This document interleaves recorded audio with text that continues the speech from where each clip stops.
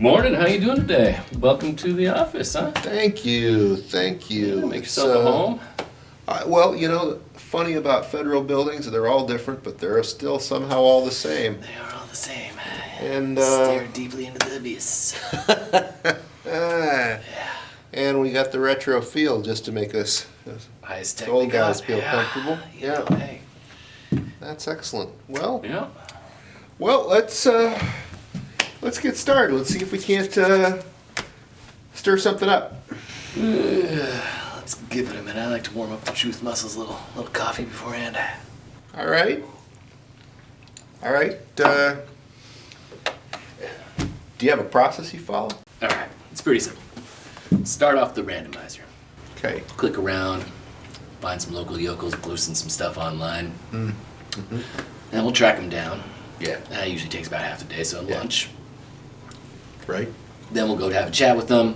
That's about usually most of the rest of it as well. And then that's close enough to, I say 5, so call it a day. Oh. Do it again tomorrow. That's it. That's it. No, that's it. Do you put up many cases here? Cases? Yeah. Cases. No. We're the tip of the spear when it comes to protecting American democracy. We're the front line of defense against those who would see our country crumble. You really believe this? You really believe that people posting crap online is going to cause our country to crumble? I think the work that we do is important. Huh. All right. I gotta ask, if that's your attitude, why are you here? Retirement, man. One word only.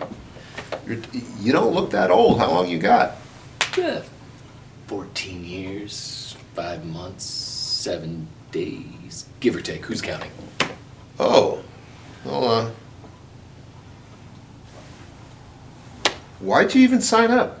I was hired on to the Fed right out of college after I got my CPA. Yeah.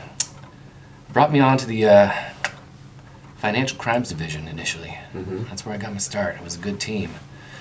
They never had a case get dismissed. Man, the ones that got cocky decided to go to trial instead of taking the plea deal, 100% conviction rate. Excellent. Yeah. Made it supervisor after that. Got to put my own team together, and that's when it got real fun. Got real fun. Man, if you hit it, we'd find it. We had some dogs that knew how to hunt. I'm talking fraud, tax evasion, shell companies. Every once in a while, just a good old Ponzi scheme, just a little icing on the cake. Loved it. Man, I love that job. Then, well, the flu hit. The flu. All of a sudden, financial crimes didn't seem to be too much of a priority anymore. It was all about misinformation. So, I started taking some agents out of there. I saw entire teams get cut. My team, hell, got cut down to bare bones. But we kept on plugging away. Then, the election, administration changed. Yeah. They stole more of my agents because they needed to investigate that one day in January. Yeah. Right. Yeah. But still, I kept on going. I had some cases. I was working. One case. Had it all. Connections in high-up government, family members, hookers, blow, The good stuff. shady real estate dealings. I'm Good talking stuff. everything. Influence peddling. Of course, I never thought that what I uncovered would possibly get swept up, but I was wrong. I was wrong. And that was my Rubicon crossing. There's no coming back. I've been a marked man, and they needed me to go. So, I was selected as one of the first agents for this beautiful new branch of the government. And so now here I am. You are. I'm just biding my time until I can retire, cash in that sweet pension. And yeah, that's my story. How about you? What brings you here?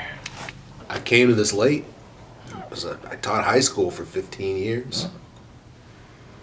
Every year I just got more and more miserable. Entitled kids, entitled parents, 7 administrators for every teacher.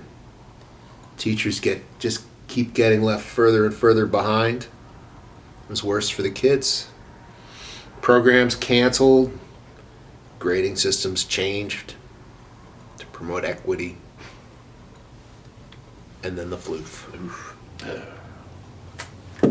The floof. What a shit show. Going from a classroom to a Zoom meeting was insane. Zoom. I lost so many kids.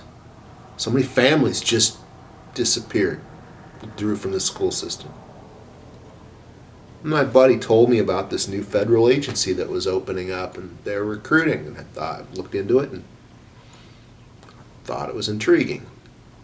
I thought that the agency could maybe use somebody like me, somebody who was, well, at least I think I am, level-headed, can make decisions, not based on politics or emotion. So, here I am. And your thoughts so far on this wonderful new agency? Well, I try to be optimistic.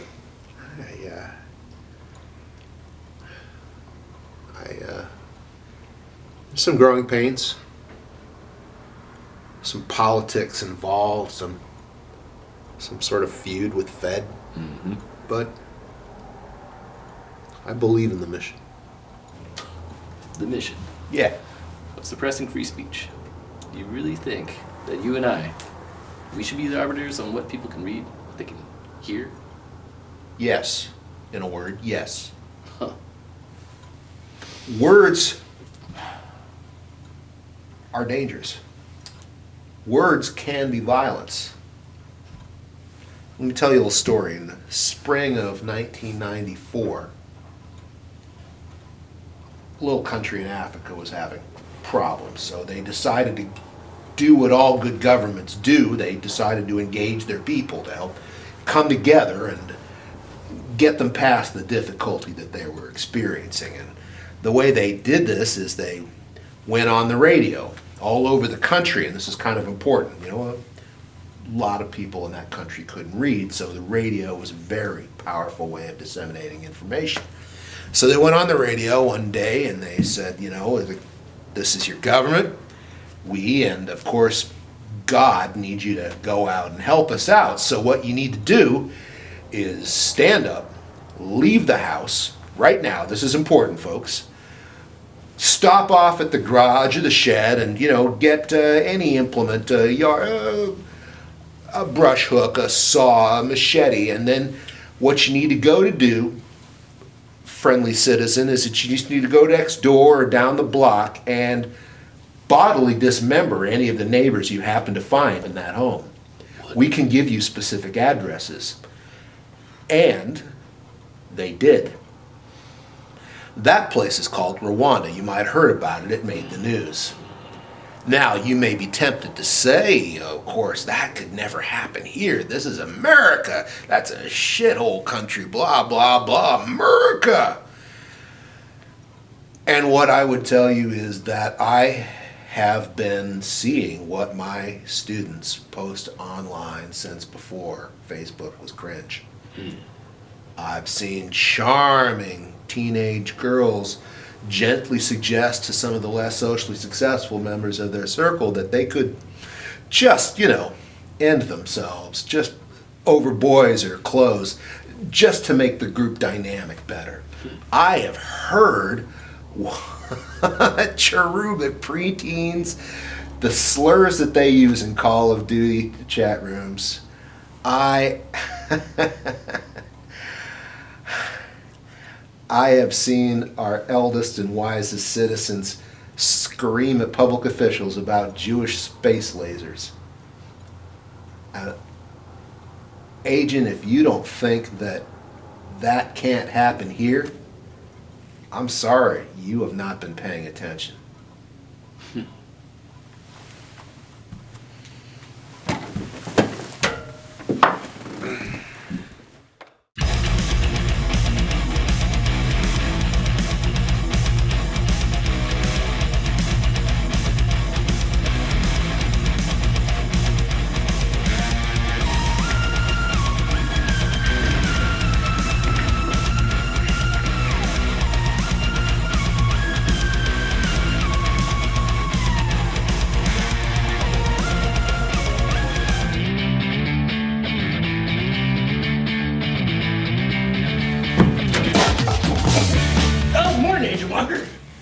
How's it going?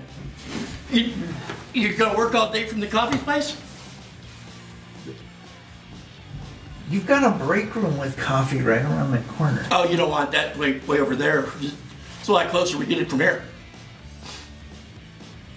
So, you're not gonna get any work done there, I promise. We actually drew straws before you got here, and I won. We get to work together. I'm over there. Yeah. Awesome, right? Awesome.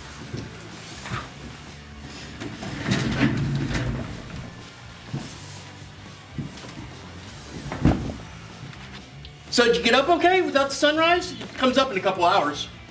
Yeah, I noticed. But did you find a place to stay yet? 'Cause, you know, I got a friend in real estate. Could give her a number if you want.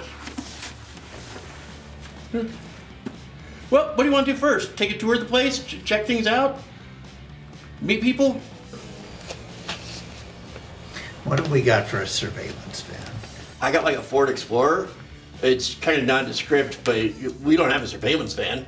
Not the office. We don't have a surveillance van. Well, no, Counter Drugs got one. Missing people got one. We've never needed one. Get on the horn and get us a surveillance van. You mean call Earl at the motor pool? I'd really rather not work with Earl. Call Earl's boss.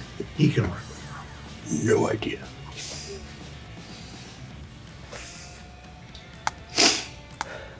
We need a surveillance van. Because we need a case. We need a big case. Or a CI who can lead us to a big case. And to work a case, we need a surveillance van. For what? Surveillance. Right.